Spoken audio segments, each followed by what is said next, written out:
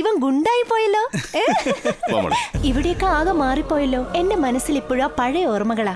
നമ്മുടെ കാര്യങ്ങളൊന്നും പെങ്ങൾക്ക് അറിയില്ലെന്ന് തോന്നുന്നു. ഞാൻ പറഞ്ഞു തെറ്റിപ്പോയോ?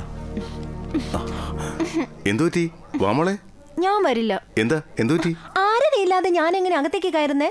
വന്നല്ലോ സത്യ. ഹായ്. ആരതി എടുക്കാൻ ആരും ഇല്ലാത്തതുകൊണ്ടാ.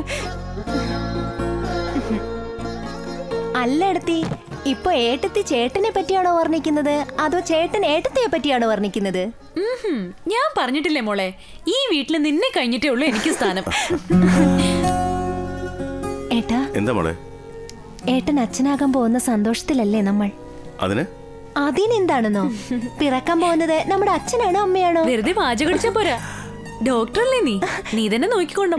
അതേ എടുത്തി, ഞാൻ തന്നെ നോക്കുന്നേ. സൂപ്പർ ആയിരിക്കുന്നേട്ടാ, വളരെ ഭംഗിയായിട്ടുണ്ട്. എല്ലാം നിന്റെ ചേട്ടന്റെ ഐഡിയ.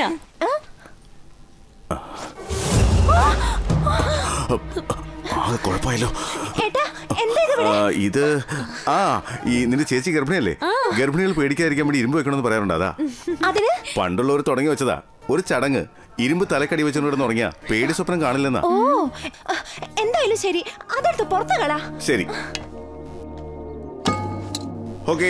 ഇപ്പൊ സന്തോഷമായല്ലോ. സത്യ അവിടെ നിക്കടി. അതെങ്ങനെ ഇവിടെ വന്നേ?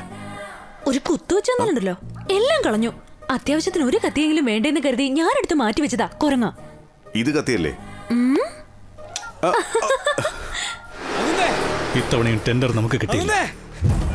വീരയും പെങ്ങളും അമ്പലത്തിലുണ്ട്. ഇപ്പൊ ചെന്നാ നമുക്ക് അവനെ പൂട്ടാം. ഇനി ഇതിലും വലിയ ചാൻസ് കിട്ടില്ല.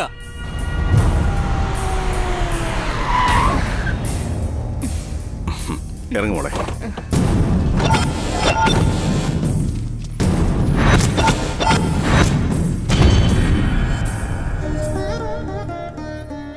നമസ്കാരം. നമസ്കാരം.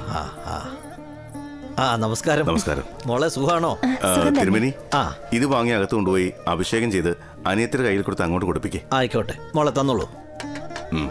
തിരുമേനി, അഭിഷേകത്തിന് എത്ര സമയം എടുക്കും? അധികം താമസിക്കത്തില്ല.